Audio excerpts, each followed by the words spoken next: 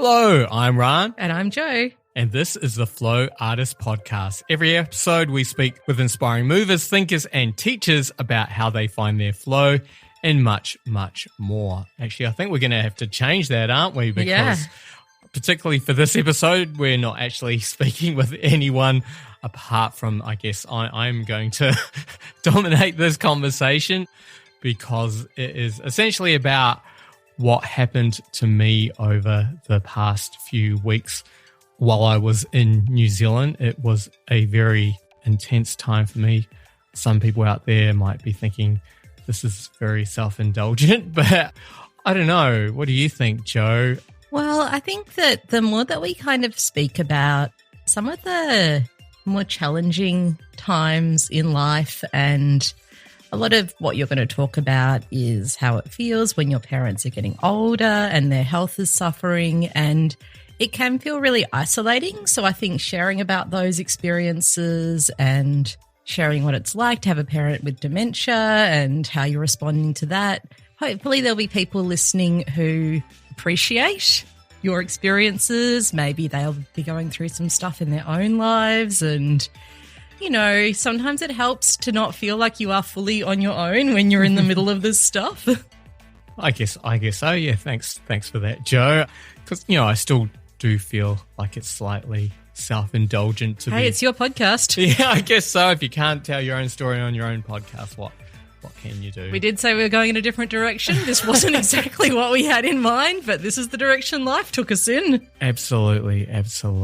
So, yeah, I guess it was a very intense 2 weeks, and I've actually got full pages of notes here. So I guess I should get into it. And as you mentioned, my mum does have dementia. I think she was diagnosed about 7 or 8 years ago.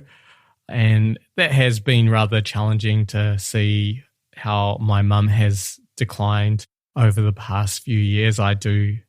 My parents live in New Plymouth in New Zealand, and I'm over here in Melbourne living the high life, I guess.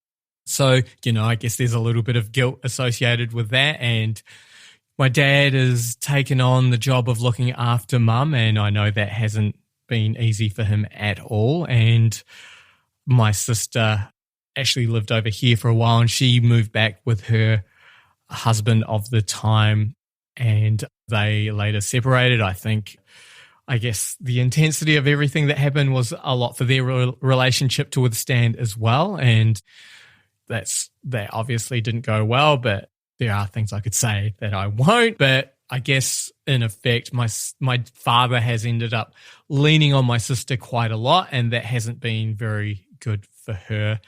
And in the last few weeks, my dad, actually starting 6 months ago, my dad got pneumonia and ended up in emergency department a few times, and my sister had to sort of essentially drop everything she was doing to help look after Dad. My sister's name is Cassia, and, you know, I'm very grateful for everything she's done. And I think that has been getting a lot for her, especially lately, because now she's working through this divorce and things are, I think it's fair to say, getting ugly, right? Yeah, and just to give people some context, Rane's dad has diabetes and he's had a heart bypass and some other heart problems. And one time, instead of calling the ambulance, he just drove himself to Cassia's house when he really should have gone straight to hospital. Yeah, and I had to have a bit of a chat with him about that. So, yeah, anyway, so that, I guess that's the bit of the background there. And my dad ended up in emergency department a week or so before I decided to go over, and I guess things were pretty bad, so I decided, okay, we don't need to quarantine anymore. Well, we do again now, but at the time we did not have to quarantine to get over to New Zealand, so I thought, okay, I should probably head over there and, you know, just do what I can to help out. So I flew over to New Zealand. Went from Melbourne to Auckland to New Plymouth. So got there in the evening, and already as soon as I arrived, I could tell Dad was not well. He was breathing heavily, you know, very laboured. I was also, I guess, stunned to see that my mum had lost a lot of weight. She was looking very gaunt. One byproduct, I guess, or side effect of the dementia medication she's on. She actually lost all her teeth as well, and having dementia, she sort of somehow misplaced her false teeth. So she's lost a few sets, right? Yeah. Things tend to go walkies at that house quite a lot. So I arrived at Dad's house. He wasn't well, labored breathing, all that. Also, my dad is attempting to sort of refurbish an old hot rod car, and the spare room was essentially the bed was covered in spare car parts. So I had to find somewhere to sleep in the lounge room. And I remember talking to my dad and sort of looking over and just noticing there were a couple of buckets in the side of the room, and had been raining, and I noticed there was a leak, and I noticed actually it looks like a good portion of the ceiling is leaking. So yeah, it seemed that my dad's house was not in a good way either. And so I went, got things sorted. I wasn't in the best of moods. Like, I was a bit upset that the house seemed to be falling apart. It seemed like my dad wasn't doing a very good job of looking after himself. So, I was lying there feeling this mixture of sort of anger, disheartened, just really sad, and sort of not being able to sleep. And then I noticed that the fold-out couch I was sleeping on, one portion of it was wet because of this leak. So, yeah, things were not good. But eventually I did sort of get to sleep. Woke up a short while later to my dad turning on the light and saying, "Rane, can you call the ambulance, please?" He was breathing very heavily. He was essentially gargling as he was sitting there talking to me. And I was like, okay. So I got up and I started to call Dad an ambulance. But Dad got up and started to sort of try and dress Mum and get Mum ready. And I was sort of like, Dad, what are you doing? Like, I'll take care of Mum. You just sit down. Just sit down. Just focus on breathing for a bit. Exactly, yeah. So I called the ambulance, and they, sort of asked me to have a look at Dad. Was he clammy? And I said, yes, he was. And they were sort of like, okay, if he sort of starts to vomit, put him in the recovery position, saying do this, that, and the other, and then just unlock the door, wait for the ambulance to arrive. So we did that. We waited for a little while. This whole time, my dad's breathing very heavily, not good. And I guess another bit of background, a few years ago when I was with my granddad, I was walking with him to the tax department for him to sort of do some stuff around his taxes. We were walking outside. It was cold. He forgot his jacket. He had a heart attack in the middle of the road. We had to carry him to the other side of the road. Me and a bunch of bystanders carried him to the side of the road. We had to administer CPR, so I had to give my granddad, mouth to mouth, and unfortunately he died. So while this stuff's happening with dads, I'm sort of having these weird flashbacks about my granddad. So it was, a pretty intense time for me and for me, all about me. But yeah, no, obviously I was very concerned about my dad. And the ambulance driver, or the ambulance arrived, and the ambulance, both the medics turned up, and one of them says, "Hey, Gary," because a few nights before that same ambulance driver had been there for my dad and seen him then and treated him then. But I thought that was quite funny because New Plymouth is a fairly small town, 50,000 people. So, it makes sense that at least one ambulance driver would know him. So they sort of had a look at Dad, checked him out and said, okay, we're going to take him into the hospital. So, yeah, they took him away, and I think I saw the clock and it was around 4 o'clock in the morning. So I, got Mum, told her to go back to bed, and I tried to get some sleep. A couple of hours later, my mum woke up, asked me where Dad was, and I said, he's at the hospital, he's all right, they're taking care of him. And she got concerned and, I said, it's all right. So she went back to bed, and that was fine for a little while. A couple of hours later, Mum walks out again, says, "Oh, where's Dad? And I said, he's at the hospital. He's all right. They're looking after him. And mum, she looks a bit agitated, and I was like, oh, are you all right? And this is the most lucid she'd seemed to me for a while. But she sort of said no and sort of began to describe to me what her dementia felt like for her. And it was sort of, I guess, the clearest and kind of most nightmarish description, because, you know, she described her confusion and how she'll just be doing her thing and then she'll sort of forget why she was doing it, and this was just a constant thing that was happening. So she's just kind of in this constant state of confusion. And she remembered how when she was like initially diagnosed, she was terrified, but how she'd sort of somehow gotten used to it. But at the time, it was just this constant confusion and just not knowing what was going on. And it was the sort of most lucid I'd seen her for a while. And so I got up and hugged her, and we both had a bit of a cry. And that was, you know, that was nice. It was the most connected I'd felt with my mum for a while, maybe for a few years. But, you know, then she sort of went back to, you know, I love you and your father and your sister, and that's, you know, a real biggie. And then she'd just sort of repeat that over and over again. And so, you know, I guess for me it felt like, I don't know, had sort of just gone back to something, I guess, less, I don't know how to describe it. Sounds like you just had this moment of present moment clarity, and then it just kind of went back to your mum's regular thought loop. It's like conversations with Shirley are very circular. Yeah, definitely. And another thing about mum's conversations is I think there was a bit of trauma in her childhood, and I think a lot of the memories mum shares are just sort of repeated tellings of some of that trauma.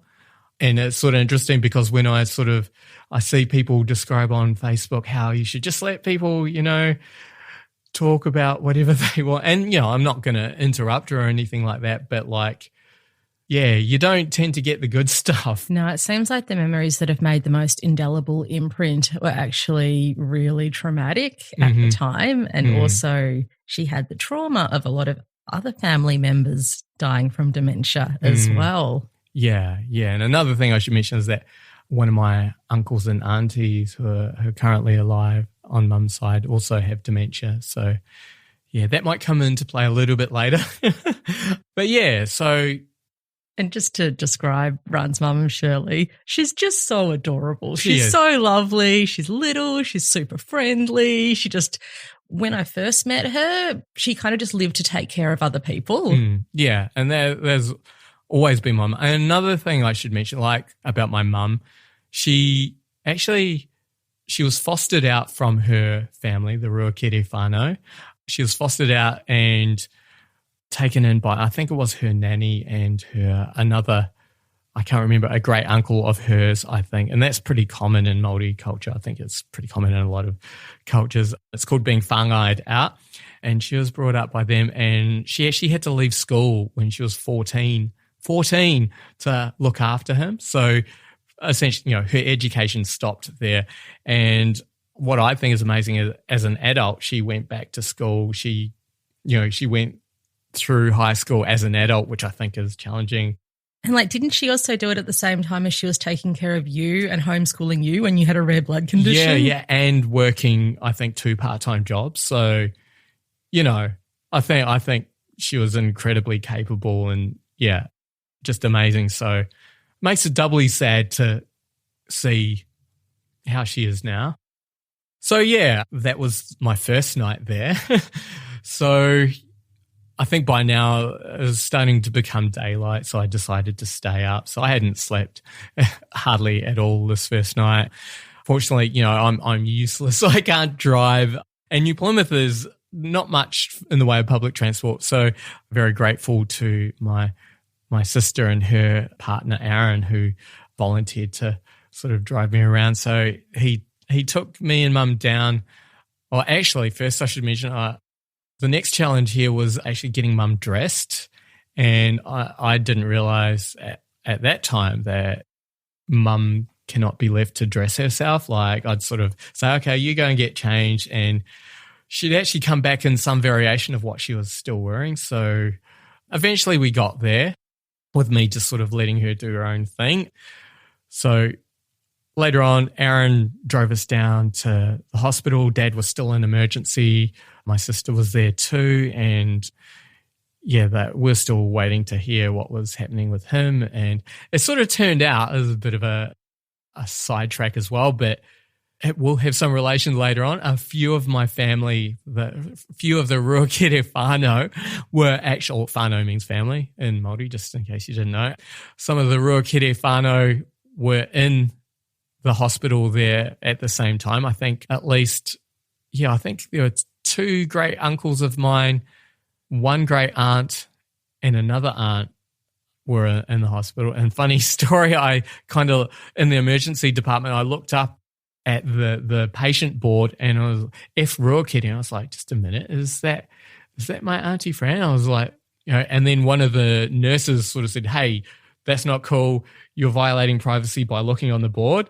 So I got totally told off, and I was just like, okay, I'm not going to ask about Auntie Fran. Yeah, I'm just going to stare at my feet now and not look over there, because the nurse seemed a bit upset at me. So, I mean, it shouldn't really be where everyone can look at it, right? No, it's just in the center of the room. So, and they actually turned the patient names off after that, apparently. So I hear, because I couldn't actually see it.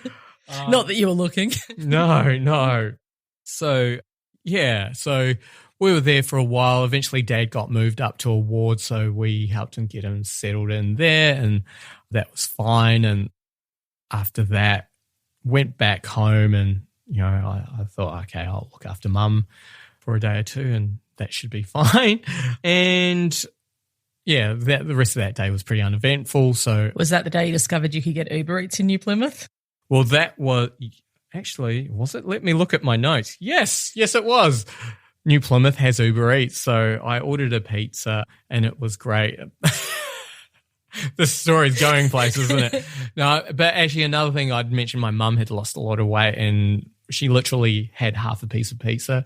Like when I'd made her breakfast, she'd be able to eat half a piece of toast, so that was a little bit concerning as well. But celebration, we had pizza. And what happened then? The rest of the day was uneventful. We'll go to Tuesday now. So I got called by someone at the hospital. Apparently Dad was being moved into intensive care due to having some pain. I didn't find out till a few days later that it was actually a heart attack and arrhythmia. Dad had coded. He woke up with a bunch of people around him. Apparently they'd used, the defib on him. So it was actually pretty serious, but the nurse at the time, or the person that had called me from the hospital, didn't really sort of say much about that.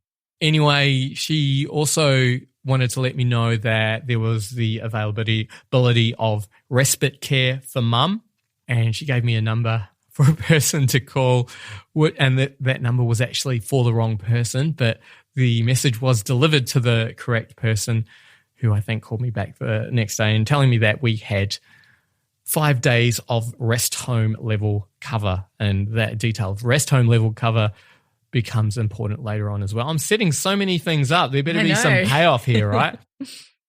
So now it is Tuesday. I decided with the dressing of Mum that I actually need to take a bit more control of this. So I decided to go into a room and find what clothing I think she should be wearing. And Mum tends to sort of try and keep herself busy by organizing things. And as a result, just clothes are not where they should be. There's one sock will be here, one sock will be there. So, I had to find, it was a mission to go through my parents' drawers and find underpants and bras and socks and all that. And I essentially had to sort of stand in the room and make sure that Mum put everything on, whilst allowing her to retain her dignity and being a good son. And I don't know, it was weird. It was weird. Yes, kind of like being a good son, but also almost being a parent at the same time. Yeah, totally. And I should add that to me, it seems like my mum is at the level of a toddler now, which on one level is super adorable, but yeah, on another level is super disturbing.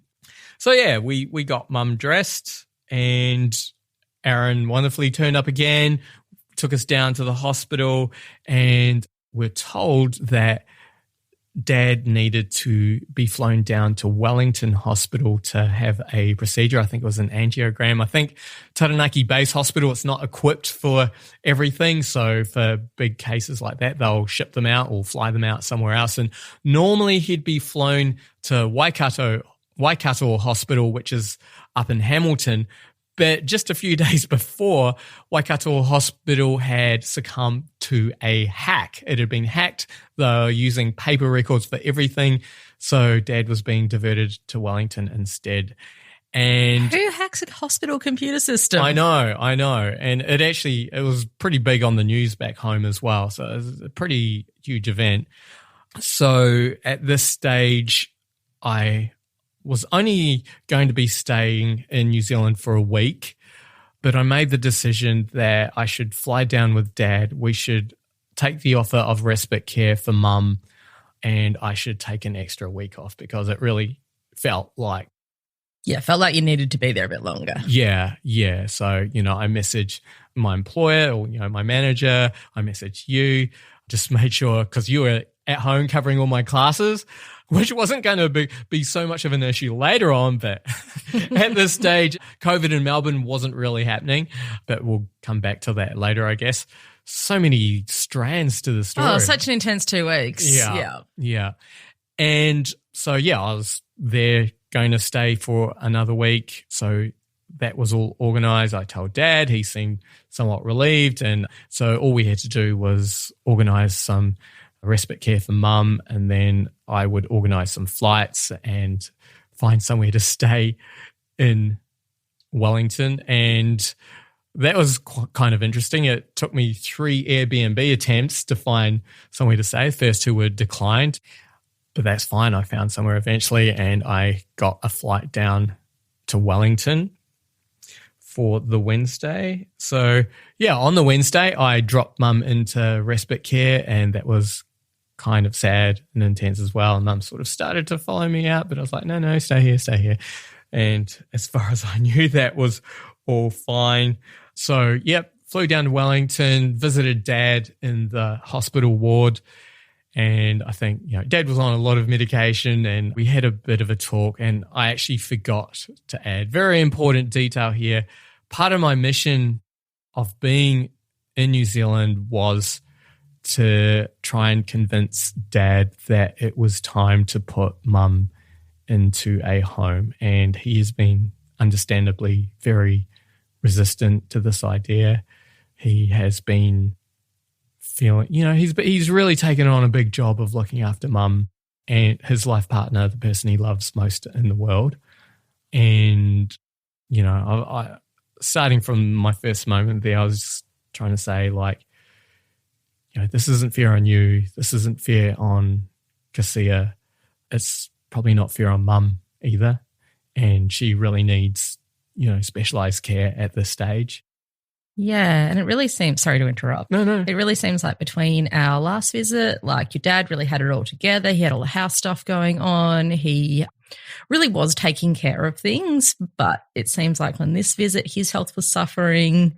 The house was kind of suffering. Your Mum was not getting better and was going to need more and more care. It really seemed like from what you said, it was time. Yeah, and I actually I know that I think Dad got such a scare on that first night I was there. He was struggling to breathe. I think, there was a bit of panic going on. I think he realised that he was just killing himself trying to look after Mum. He realised that it's, he is leaning on Cassia quite a lot, and I had to sort of stress the point that she's going through this divorce. She's got a 12-year-old son to look after. She's got a job. This can't go on. And to be fair, hundreds of miles away in Australia. So, and I just don't realistically think I could move back to New Plymouth, which, has its own guilt, and, you could call me selfish, whatever, but I just couldn't do it. I wouldn't expect you to do it either.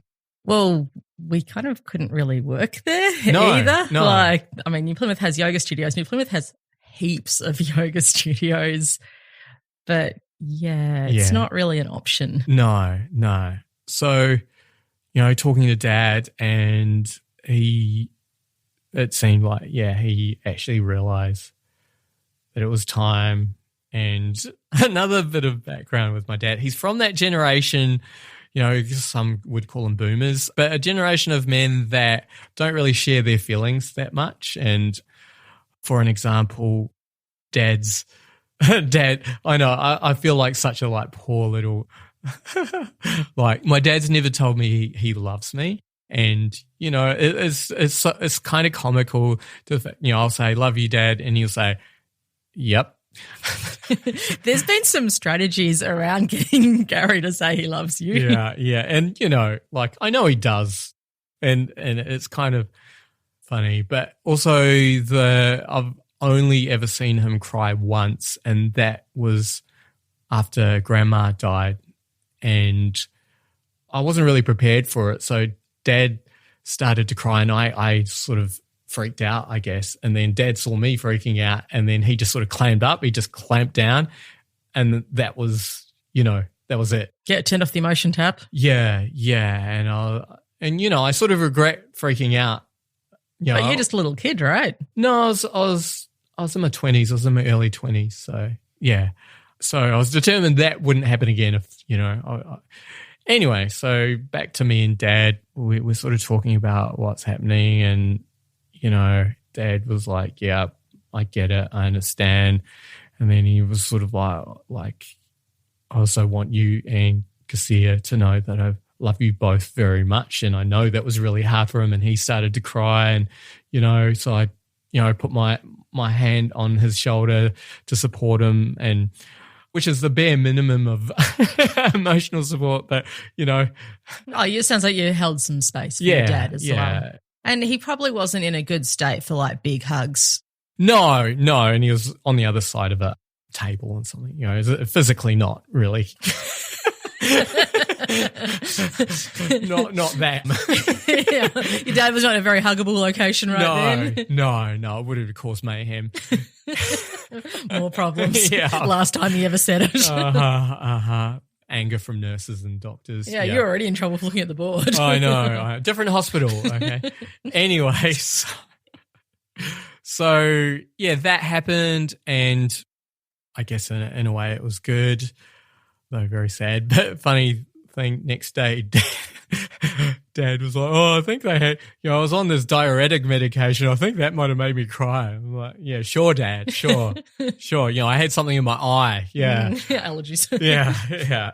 Anyway, so that was funny. But after that, I left Dad, went to my Airbnb, and it was fine. It was I wasn't expecting anything great. It was a nice big room, very central in Wellington. But you didn't come here for that story.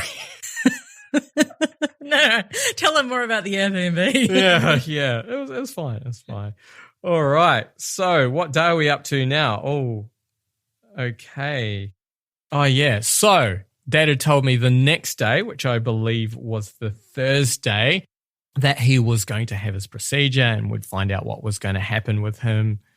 And visiting hours started at 10 o'clock. So I was like, yep, I'll turn up at 10. Gives me time to go and have some breakfast, this, that, and the other. So, I went off and had some breakfast. This has made my leisurely way to the hospital.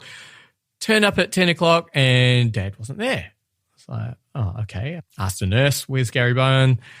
He just went for his procedure. He should be back in about half an hour or so. I'm like, okay, yep. So I'll just go off and do some other stuff. So wandered around the hospital for a bit, got some food, decided to go for a wander down the street. For some reason, got a haircut. And that was a story all on its own. It's sort of interesting, total kind of hip hop barbers, like really funky and cool. I don't know what I was doing there. Getting a haircut? Getting a haircut, yes.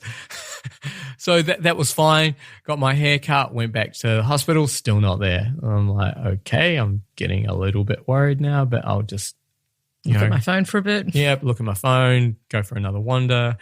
Wandered around, eventually got back to the hospital around 2 o'clock. I was pretty worried by then because I hadn't seen him all day. Anyway, turn up into his room. Dad's there, chirpy as, says, oh, that hardly took any time at all. And I'm like, what? What are you talking about? I've been waiting around all day.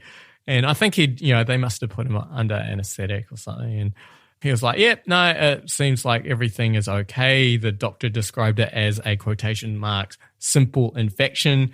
So basically his pneumonia had just sort of gotten pretty bad, maybe caused a heart attack. So yeah, but good thing he was on the mend. So yeah, there was some talk of him maybe need to get another stent put in. And and that he didn't need to happen. Didn't need any of that. And Dad's actually also told me that he would probably refuse to get another bypass because the last one just put him out of action for so long. So that was okay, and they were going to discharge him the following day. So I was like, okay, we'll get some flights back home, but it turned out couldn't get flights for the next day. I think the only flight was at 6 o'clock in the morning. And no one was keen on that idea. No one was getting discharged by 6 a.m. So I decided that I would book a hotel for that evening and we would fly out the next day at about midday, a respectable time of midday. Unfortunately, there are not many direct flights between Wellington and New Plymouth. So we ended up having to fly from Wellington to Auckland back to New Plymouth. So I booked those flights. That was fine. By the way, this was turning out to be quite an expensive trip, but, it was a family emergency, right? So, yeah, I'm very grateful that I could do this. So where am I at in my story? Yes. While you're looking at that, I just want to share that the flight to New Plymouth is like a little plane with propellers. And I thought that Rane was joking when he told me that, but no, for real. It's just a little plane with propellers. Yeah. Oh, another thing I should add. In this time, my mum had escaped from the rest home. She had wandered out. And because it was only rest home level cover, it turns out that this place that we'd left her did not have facilities to look after a dementia patient that was in mum's condition. So they pretty much turfed her out. So my sister had to take her. So pretty much this whole situation, which I'd been trying to avoid, had happened. And, Cassia, she was actually, she dealt with it as she has in the past many times. So thank you again, my sister. So what happened next? Yeah, so mum had escaped, but Cassia didn't want me to let Dad know because we didn't want Dad to worry. So, I was careful not to do that. So let me change the page. I'm on to the second page because we're only up to pretty much the end of week 1. So it was the Friday morning, checked out of my Airbnb. I actually had to leave the Airbnb early. Got Dad from the hospital. We actually spent quite a lot of the day just waiting around for him to be discharged. There were some very nice nurses there. And just in case I haven't said this a million times already, I think nurses are incredible. They work so hard. Yeah, and 99% of the time with a smile on their face. Yeah, just unbelievable. We made friends with a few other patients in the building, including, it was interesting, some old guy who worked for the New Zealand Film Unit and had at one point in his career filmed Prince Charles walking up a hill. Career highlight. Yep, a lovely lady from Wairoa who had been flown down. She was lovely. And also another guy from New Plymouth who had been diverted to this hospital due to the Waikato hack. And it turned out a few people had been diverted down there. Anyway, so we eventually got discharged and I took Dad to the hotel and arrived at the desk, said, hello, my name is Rane Bowen. The man at the desk said, I'm sorry, we don't seem to have your name. And I said, I have a booking. I'll have a look at my email. And somehow I had managed to book the incorrect date for the hotel stay. I definitely plugged in the dates I wanted to book in, but it appears it gave me some date further down the line because that's the first that was available and I had not checked it properly. So panic time yet again. The man at the counter, I think it's the James Cook Chancellor Hotel, was very, very amazing and managed to book me into the last remaining room in the hotel, which actually turned out to be cheaper than the booking I'd done online. So there you go. So crisis averted. Me and Dad checked into the hotel and we managed to stay there for a night and had some of the lovely buffet meal food for both dinner and breakfast. And oh, my dad cracks me up. We had breakfast the next morning and like it was not healthy. And my dad said to me, I'm going back to seconds. I need to bulk up. Spoiler alert, my father does not need to bulk up. Quite the opposite. Did I just fat shame my own dad? Yeah. I was about to also mention that while he had nothing but lovely things to say about the nurses in Wellington Hospital, he was not impressed with standard of Wellington Hospital food versus New Plymouth Hospital food. And I think that is because the Wellington Hospital food being, that he was in the cardiac ward and all is a low salt. Not very tasty. No. Lacking a certain something. Yeah, I heard that many times. Well, sounds like he made up for it at the breakfast buffet. Yeah, he really did. But it was kind of nice sort of treating my dad to, stay at a hotel. It was a nice hotel. It wasn't incredible. And, I was in the same room as my dad. So did you guys have to share a bed though? No, of course not. Well, last room. Yeah, I know. Yeah. Most hotel rooms just have a double bed. That's so true. yeah. That's true. No, it was good. But my outrage, no, of course not. Interesting side fact. Apparently Rane snores, but his dad doesn't. And who was the one wearing earplugs? Noise cancelling earplugs? Me. Yeah. That he needed to get because I snore. Yeah. Anyway, you're getting all the personal details, folks. Mm-hmm. All right. So we left the hotel. We checked out of the hotel. We went to the airport from here and, it was a cold day. We waited Wellington Airport, had to walk out across the tarmac and I was worried about my dad again because, he's still breathing a little bit hard and it was cold and I was worrying again. So we got onto the plane. He's sort of wheezing a little bit, but he's all right. We got that first flight up to Auckland, made it to Auckland, waited there for a few hours for our second flight, mostly uneventful. So that was good. Again, walking out to the tarmac, I'm worried about Dad. Seems to be a theme here. And then, we flew down to New Plymouth on the propeller plane. I took more than my fair share of barley sugars. As we landed, I could hear someone point out the local landmarks, including the Mitre 10, which for some reason seems to be important in New Plymouth, but there you go. But we were just happy to be there. My sister and her partner picked us up and took us back home. So that was pretty uneventful. We got back home. The following day, the Sunday, was also uneventful. But on Monday, my sister had made an appointment to see the doctor. And so we all went to the doctor, again with the help of my sister's partner, because my dad had been told he couldn't drive for 2 weeks due to having a heart attack and all. So we went to visit Mum's doctor and she was lovely, lovely Scottish lady. I won't try and imitate her accent, but it was very lyrical and lovely. And, basically she knew I was there and I feel like she'd actually been waiting for the moment for us to say that it was time to put Mum into a home, because she sort of said to Dad that you've been doing an amazing job. You shouldn't feel guilty at all. Kind of a backhanded compliment. She said, you've lasted far longer than I expected you would. Thanks. And it also turned out that he'd been offered in-home help that he'd refused, which kind of annoyed me a little Classic bit. dad. Yeah, but, it's because he thought he was handling everything. And, she left the room and Dad was very quiet and obviously a bit sad. And, I said, Dad, you've done a good job.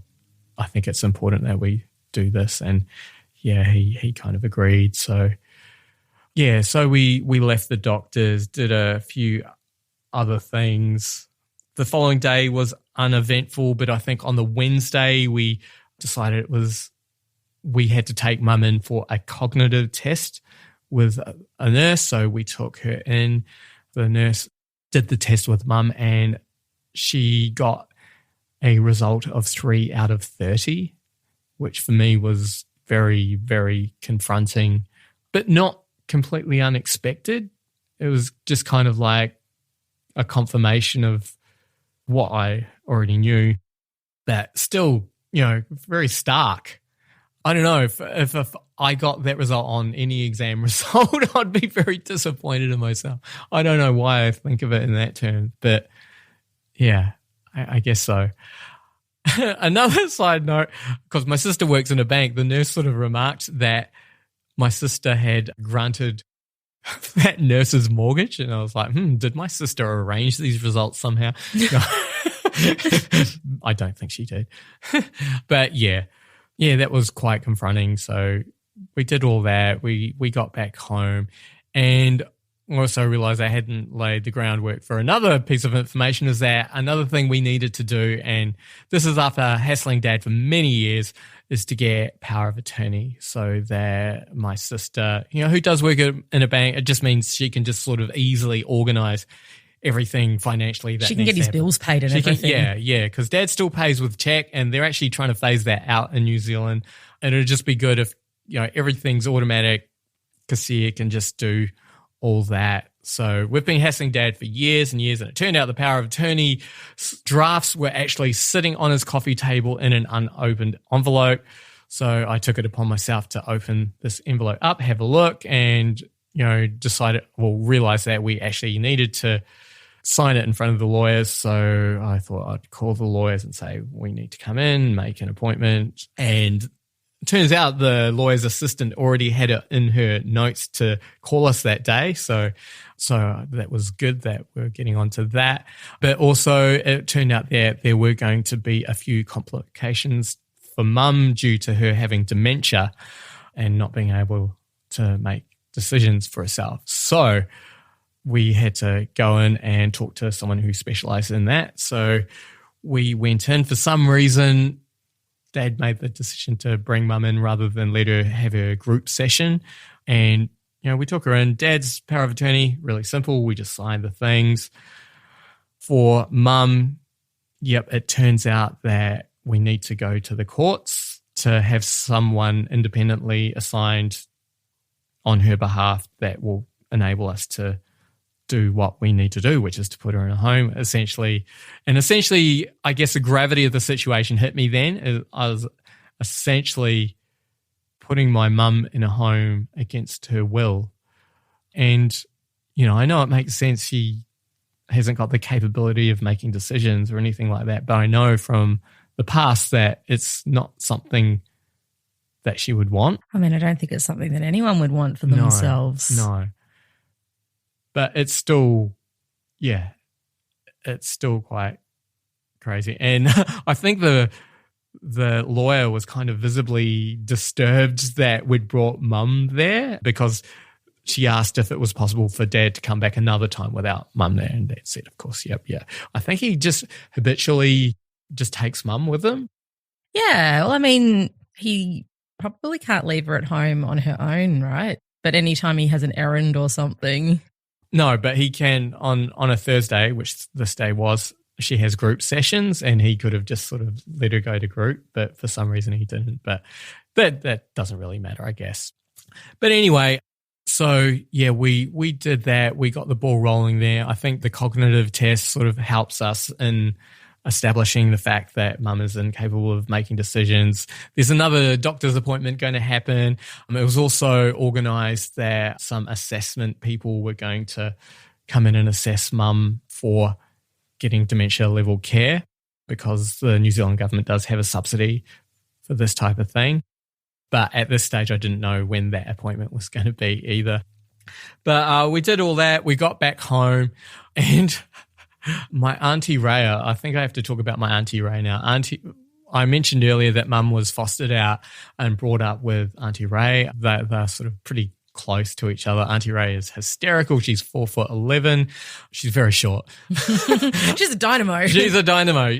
She was widowed a few years ago. Uncle Peter was super awesome as well.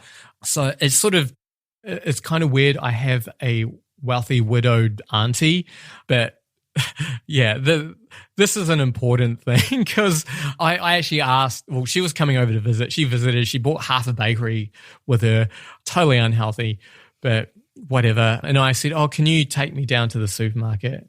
You know, just wanting a lift so I could get a few things. And she's like, okay. So drove me down there. She took a shopping trolley. They weren't the super big ones. They were two smaller ones. So she took a trolley. I had a trolley and she said, Rane, we're going to fill up one of these each, get them nice and full, and don't tell your dad how much this is costing. And I was like, all right. And, you know, we live across the road from the supermarket. We go pretty much every day if we need to just get a few things. So I'm not really used to doing a big Auntie Ray style shop. Yeah. And especially, I don't know, like I don't necessarily approve of everything that Mum and Dad will buy. So I wouldn't buy bulk whatever they eat. But so I'm starting to do the shop. And my Auntie Ray just goes, Rane, what are you doing? Like half a dozen eggs? Why did you get that? Like, why did you only get one of this? Full dozen, Rane. Yeah. Or like 2 bananas, Rane? Seriously? So I was like, all right. I'm going to have Sounds like you're really failing on the Auntie Ray abundance shop. I know. So I just went, okay, I'm just getting 3 of these, 4 of these, you know, just sort of trying to mostly be as healthy, but within what I knew Mum and Dad would actually eat. So, yep, did that. It came to like, actually, I won't say it. It came to a lot of money. Thank you so much, Auntie Ray. She really is amazing. So, yeah, we got that back home and I did not tell my dad how much it cost because well, it's fine. He'd be like, you didn't have to do that. And then that's it. That's the consequence. All right. So after all this, I think we're up to the Friday now. Oh, another side note. On the Wednesday, I went to a yoga class and it was all right. It was good. New Plymouth has good yoga. On the Friday, I got an email from the studio owner who knew that I came from Melbourne saying that she felt unwell and was wondering how I was. Also, the email had the subject line COVID-19 because all of this stuff around COVID had been happening in Melbourne. And, you know, I really do. I understand her concerns. I'd be a little bit concerned if I was feeling sick and I knew someone had visited from Melbourne. But, you know, I had to assure her that I'd arrived on the 16th, which was before a lot of the stuff had happened. I checked the list of exposure sites. I'd not been to any of those. Also, I've had, you know, the first of my 2 vaccines, which does, you know, obviously doesn't cover me completely, but I was reasonably confident that I was okay. And besides, I'd already visited, 2 cardiac wards? And a rest home. An emergency department. Been on a few flights? Like, yeah, talk about patient zero. That would have been just bad. This email was just a masterwork of customer service diplomacy while at the same time implying you gave her COVID. Yeah. And, you know, again, I understand her concerns. You know, there's something that's serious. So I think, though, like best thing to do if you have any concerns is just go get yourself tested before you kind of email people who you might have seen, not even in her class, just at the studio. Yeah. Anyway. Yep. Oh, yeah. Speaking of yoga, did you have anything you wanted to talk about, Joe? Yeah. So coming in for our mid-roll announcements, Rane and I just wanted to let you all know that you can do yoga on Zoom with us every week. We started doing this last lockdown and we actually really love sharing online because it means that we can teach people who might not be based in Melbourne, or Rane does a chair yoga class. So it means that if you're not physically able to get to our studio, you can still practice with us. We do tiered pricing for our online classes, so you can pay $5, $10 or $15 according to your financial situation. And it's a lot of fun. We really love connecting with people over Zoom. We've got this like little global following, which is really lovely, of friends and family of our local students who've reached out to their relatives and they will get to practice together. So yes, you can find out more at gardenofyoga.com.au, and we'd love to see you on the Zoom, you and your pets, which has been an absolute bonus of teaching online. I've got to meet everyone's pets. Beautiful. So that was the, I guess, most interesting segue into I also just want to send out our love and support for Melbourne and Victorian yoga studios and really everyone who's been affected by the latest lockdown. It's number 4 and, yeah, it's tough. And it was kind of crazy watching all this stuff happen from over in New Zealand. I feel like New Zealand news is actually more intensely centered on what's happening in Melbourne than what's happening in New Zealand. It's pretty bizarre. Yeah, it's a different lockdown experience as well, doing it on my own for a few days as opposed to when Rane's here and we've just got our little bubble and, our life doesn't change all that much. But not being able to visit friends or go outside for more than an hour a day felt pretty different on my own. I guess we have been talking about me for I don't know, 50 minutes or so. How was all this for you? Well, the first week I did make a real effort to go and see friends and get out of the house because I was in a little bit of a work tunnel and I had quite a lot of work dreams because all I was really doing was stuff around the house and teaching classes. So and teaching my classes. And teaching your classes as well. So I was like, okay, make a real effort, get out of the house, have some social interactions. And I was also doing all of these little home jobs that I wanted to sneak in while Rane was away because he kind of vetoed while he was home because it was too much of a personal inconvenience. So I'm like, I'm going to get in there and get those jobs done. So our house is looking fabulous. It is amazing. The bathroom looks amazing. Yeah, a couple of bathroom tile grout jobs that you can't have a shower for 24 hours and Rane needs to have 2 showers a day. So he hard node to that particular job. I mean, you guys should see our grout. It's never looked so good. It's amazing. But yeah, what was it like being in lockdown? It must have been kind of lonely. Well, I had Nagano. Oh, that's true. Oh my God, Nagano was not coping with Rane away. It was just too much bad kitty energy. He usually has the 2 of us to keep him entertained through the day, but it was just all on me and it was a lot. Oh, no. Yeah, I normally get up, have a bit of a YouTube watch on TV before I get started with my day, and I think it's a bit of a special time for me and Nagano. And he was probably missing that. Oh, he was so bored. He was like, meow, get out of bed. Yeah. Oh, actually, I should segue also to my parents' cats. Yeah. Oh, they've got 2 very interesting cats. One name is Ellie, who's the more rambunctious. Yeah, though 15 years old, still going strong, very tiny, very scary looking, sort of goes, meh, and then there's Ruger, who's named after a gun because my dad is a hunter or used to be a hunter. Cat named after a gun, the most scaredy cat. You can stay there for a week and you will not see Ruger. That's how scared he is. But actually, Ruger, I got within a couple of meters of Ruger in the time I was there, so. Yeah, things are looking up for me, I guess. I reckon next visit, it's going to be a real turning point for you and Ruger. Yeah, I reckon you could be right, actually. Yeah, should I get back to the story? Back to your story, yeah. All right. So, yeah, I think this is the Friday before I eventually came back, but shock horror, my flight to Melbourne got cancelled. So I was due to fly out on the Sunday and that was cancelled. So as you could probably tell, I was a little bit worried, when will I get back to Melbourne? Because by now I was more than homesick. I was missing Joe. I was missing my cat. I think, I think here I am, I'm the king of my castle here.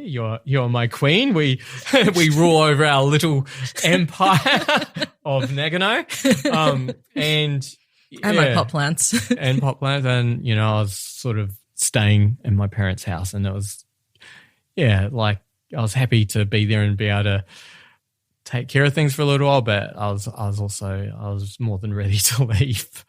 So yeah, like that added a little bit of stress. So I was sort of waiting around to find out when I'd get booked back in. And fortunately, it turned out I was booked in for the very next day, but pretty early in the morning. It meant I had to get up at like 4:30 in the morning, but I was happy to do it if it meant coming home into the middle of a lockdown.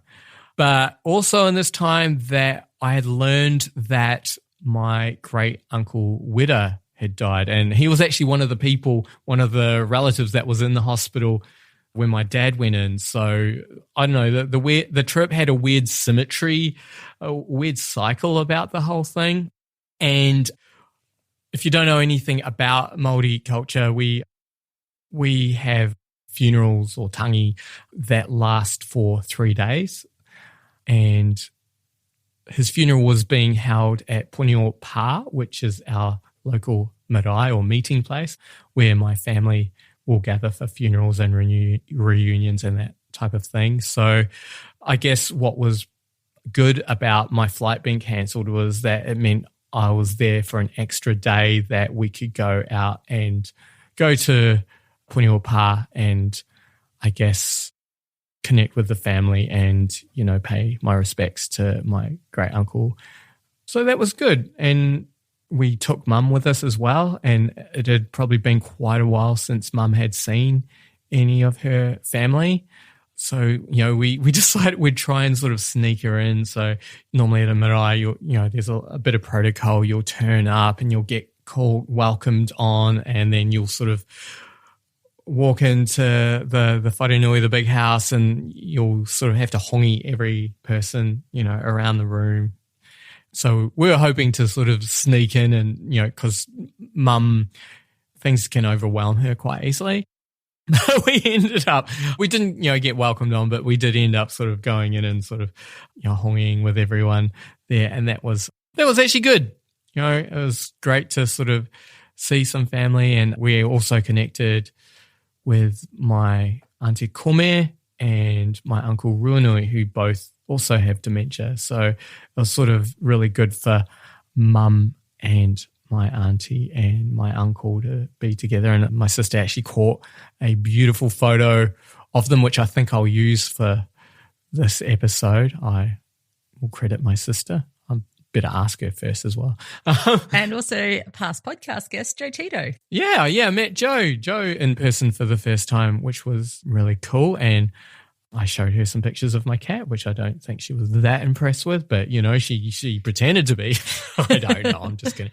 But no, but in all seriousness, it was actually really good sort of connect with my family, and it brought back a whole lot of memories for me of, you know, I did spend a fair bit of time when I was younger going out to the marae and going to funerals, and, you know, it was a good reminder of my family, my whānau, my culture. So I feel like it was pretty much an amazing way to end this whole time.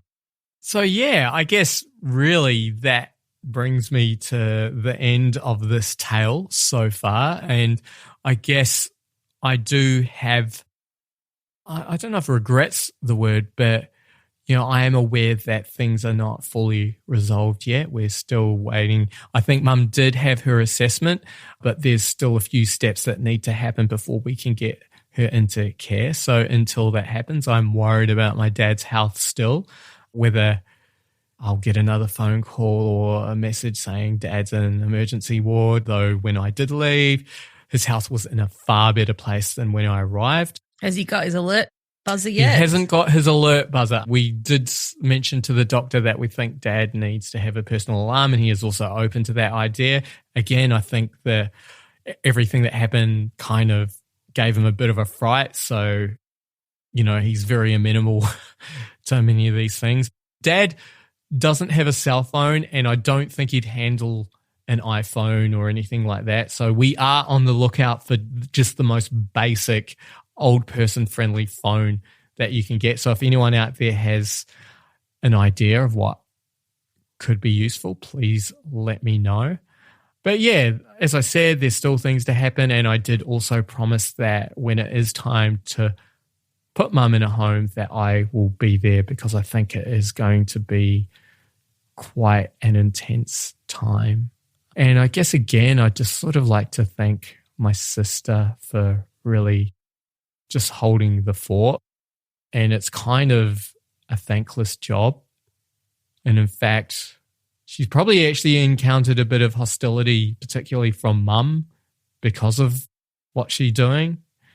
So, and that's just because mum's, she's not understanding things clearly, that things are being done for her own good. But I don't think it's fair on my sister. And, I was very conscious of the idea of, I'm not just going over there to sort of swoop in and be a hero and try and fix everything. Like, if anything, I'm trying to sort of make amends for not being there. So, yeah, I guess that's where I'm at on that. So, yeah, I don't know. Do you have anything to add, Joe? I guess if you were a guest on our podcast, I would ask if there were any personal self-care practices that you kind of leaned on in that time, or anything that kind of helped you get through that emotional challenge and, kind of be your best self to show up for your parents and your sister when it was time for that. To be honest, I only did one yoga class while I was over there. And that caused heaps of controversy. But I did spend a bit of time meditating. When I got some alone time, I did meditate. But you know what? I actually feel like it was the time I actually spent connecting with people, like my sister, her family. I forgot to mention it was my nephew's 12th birthday when I was over there. And so I got to spend some time with him, and all I did was watch him play video games, but I really enjoyed it. Though it was in a way painful, I feel like that time I had looking after mum was the most connected I've been with her for a while, and I actually kind of enjoyed it. Just sort of... Just hanging out together. Hanging out, just sort of looking after someone. And, obviously Dad said he loved me. So while it was sort of this time of struggle and an intense emotion, I actually... while being aware that it's not resolved, it's not over yet, I feel like I came out of it having just sort of learned a lot about myself and my family. So, yeah, I was so happy to be home, though.